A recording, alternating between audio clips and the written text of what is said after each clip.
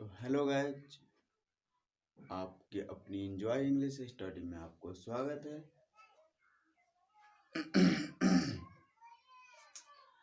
तो चलिए दोस्तों, आज मैं आपको बताने जा रहा हूँ। हम आज कुछ नहीं बताएंगे, सिर्फ ओनली मोस्टली इम्पोर्टेंट वाली बात मैंने आज आप लोगों के पहले मैं आप लोगों का सॉरी बोलूँगा, क्योंकि आज मैं बहुत दिन के बाद लाइव आ रहा हूँ, यूट्यूब पर आ रहा हूँ। इसके लिए आपको मैं अपने तरफ से सॉरी बोलना चाहता हूँ। चलिए भैया, ऐसे पर्सनली काम तो सबको आता ही है, इसलिए मैं काम में थोड़ा बिजी हो गया था, तो मैं अपना यूट्यूब चैनल पे आ नहीं रहे थे, इसलिए आज मैं फिर अपना क्लास लेके आ गया हूँ आप लोगों के सामने। तो चलिए भैया, चलिए दोस्तों, मैं आज आपको एकदम इम्पोर्टेंट यानी कि मोस्टली इम्पोर्टेंट बातें बताऊंगा, जो है आपको इंग्लिश, यानी कि ये इंजॉय इंग्लिश स्टडी में आपको इंटर लेवल का ही पढ़ाया जाएगा, इंटर लेवल तक का ही। बोले तो 11 और 12 वाले को इंजॉय इंग्लिश स्टडी में आपको ग्रामर से और बुक से तो अभी तो नहीं होगा, ये बुक है, जो बुक से अभी फिलहाल तो नहीं बताऊंगा, पर ग्रामर से सारा क्वेश्चन रिलेटेड रहेगा। तो आज ये बात है कि इंटर का एग्जाम में क्वेश्चन जो पूछे जाएगा वो ग्रामर में कितना पूछता है, इंग्लिश में कितना पूछता है, उसके बारे में हम आज चर्चा करेंगे। हाँ, ग्रामर में क्या क्या क्या क्या चीज यानी क्या क्या मेथड पे रहेगा, कौन सा टेंस पर रहेगा, क्वेश्चन टेक, वॉइस, आर्टिकल, ये narration, degree, question tag, clause, ये सारा चीज क्वेश्चन रहेगा, उसी के बारे में आज मैं आप लोगों के बताऊंगा।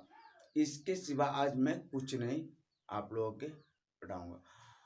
ओनली सिर्फ ये बात जान लो, जितने भी 12 वाले हो जो पहली बार एग्जाम देने जा रहे हो, जैसे पेपर पहली बार देने जा रहे हो, उस दोस्तों को मैंने आज बताऊंगा इस वीडियो में, जो कितना ग्रामर में मार्क्स रहेगा।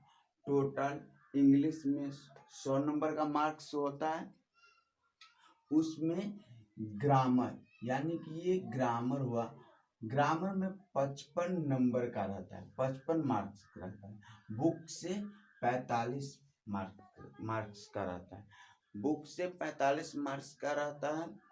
जो भी है आपको क्या कहता है कि ये 45 नंबर का है, जो आपको बुक से मिलेगा। क्वेश्चन रहेगा, ये क्या कहते हैं, थ्योरी भी रहेगा, राइटर का नेम रहेगा, लेखक का नेम रहेगा, ये सब आपको बुक से रहेगा। परंतु आपको ये ग्रामर यानी कि ये ग्रामर से रिलेटेड क्वेश्चन रहेगा। आर्टिकल, ये मेन पॉइंट है। टेंस, ये भी बहुत इम्पोर्टेंट पॉइंट है। ये सारा चीज याद करके जाना, जितना बनाओगे, जितना आप बनाए रहोगे, उतना अच्छा मार्क्स मिलेगा। क्वेश्चन टेक्स्ट से रहता है, वॉइस से भी रहता है, नारेशन से रहता है, डिग्री से रहता है, क्लाउज से रहता है, रिमूवल ऑफ टू से रहता है, साइनोनेम भी याद कर लेना। साइंथेसिस में भी रहता है, एक्सुलरी वर्ब भी रहता है, फ्रेजल रहता है, वर्ब रहता है, फ्रेज रहता है, ये सारा क्वेश्चन आप यानी कि ग्रामर से आपको मिलेगा। एग्जाम पेपर के बारे में बोल रहा हूँ कि पेपर जब देने जाओगे तो ये सारा चीज आपको पेपर में रहेगा। समझ गए दोस्तों? तो चलिए आज मैं आपको इतना ही चीज के बारे में बताऊंगा कि ये तो आपको पता हो गया। चलो भैया, पता तो ही रहता ही है, मगर जो फर्स्ट 12 में इंटर का एग्जाम देगा उन भैया को मैंने उन मेरे दोस्तों को बताने यानी कि बता रहा हूँ। आखिर जिसको पता है वो तो जानता ही है, जिसको नहीं पता है वो जान लो कि 55 मार्क्स का होता है ग्रामर से और 45 मार्क्स का होता है बुक से होता है, जिसमें आर्टिकल्स टेंस ये सब रहता है। तो इसके लिए भी आपको समझ में आ रहा है ग्रामर से, जैसे टेंस, ये टेंस जो मैंने टेंस में क्या होता है कि टेंस में आपको क्वेश्चन कैसे पूछा जाएगा वो मैं बता रहा हूँ। जैसे हो गया इंग्लिश ट्रांसलेशन कर दिया, उसका बोलेगा इंग्लिश इंग्लिश में लिख देगा। जैसे हो गया कि इंग्लिश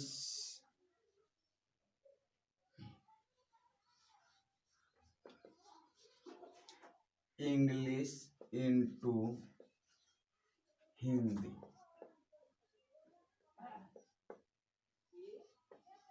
इंग्लिश इनटू हिंदी, यानी कि इसका ऊपर में लिख देगा ट्रांसलेट लिख दिया और इंग्लिश इनटू हिंदी, मतलब इंग्लिश में बना है, आप उसको हिंदी में बना कर दिखाओ। जैसे हो गया यहाँ पे एग्जाम्पल में मैं दे रहा हूँ कि राम इज बॉय। अब राम इज बॉय हो गया, तो राम इज बॉय रहेगा तो इसका हिंदी बोलेगा कि हिंदी में ट्रांसलेट कर दो, यानी कि हिंदी में ट्रांसलेशन करो इसका। तो राम, आप लिखोगे यहाँ पे कि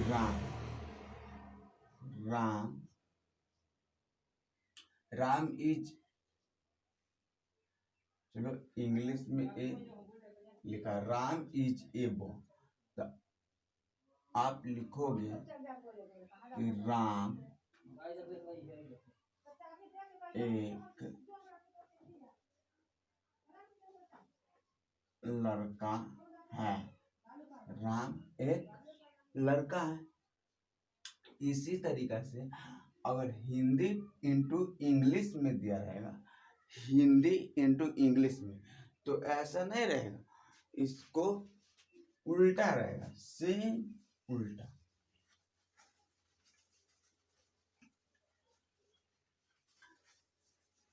जैसे मैं सबको पता होता है, फर्स्ट बार जो पेपर देने जाएगा जो स्टूडेंट, खास करके उस स्टूडेंट के लिए मैं ये अपना वीडियो बना रहा हूँ। इसीलिए पहला यानी कि बहुत स्टूडेंट का दिक्कत होता है कि भाई ग्रामर से कितना क्वेश्चन पूछे जाएगा, बुक से कितना रहेगा, ये क्या कहता है ग्रामर में कौन कौन चीज रहेगा, क्या क्या मैं याद करके जाऊं, किस किस वर्ब से किस यानी कि कैसे क्वेश्चन से रिलेटेड रहेगा। इसलिए सोचकर मैंने ये वीडियो बना रहा हूँ कि भाई जो पेपर देने जाएगा उसके लिए दिक्कत परेशानी ना हो, ताकि ये सब पता रहे, उस यानी कि उससे जानकारी रहेगा तो उस ढंग से याद करके यानी कि उस ढंग से अपना प्रैक्टिस करके यानी कि प्रैक्टिस करके जाएगा और जैसा क्वेश्चन टकराएगा उसको धराधर बनाते जाएगा। इसलिए यानी कि ये बात फिर जान लो कि Hindi translate Hindi into English में रहेगा। क्या रहता है? हिंदी इनटू इंग्लिश में रहेगा। जैसे हो गया कि यहाँ पे शीतल, एक Sita, Sita go to market.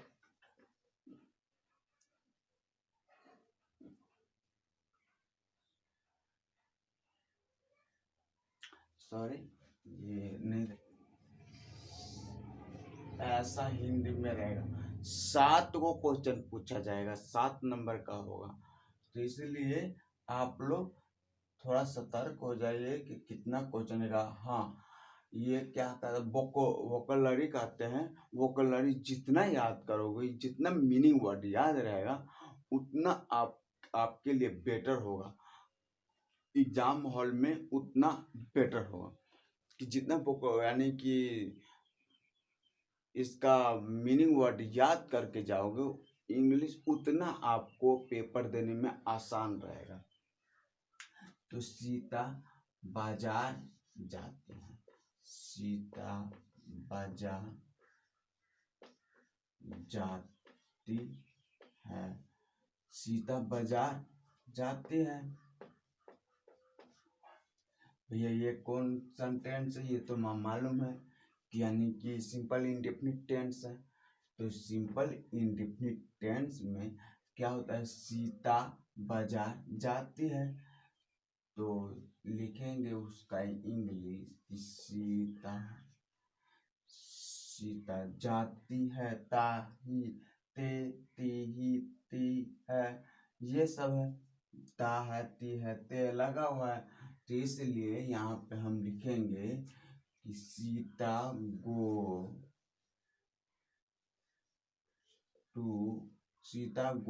To market, market हो गया। अगर यहीं पे अगर इंग्लिश में हिंदी में लिख देगा फिर यानी कि दूसरा, राम मेहनती, मेहनती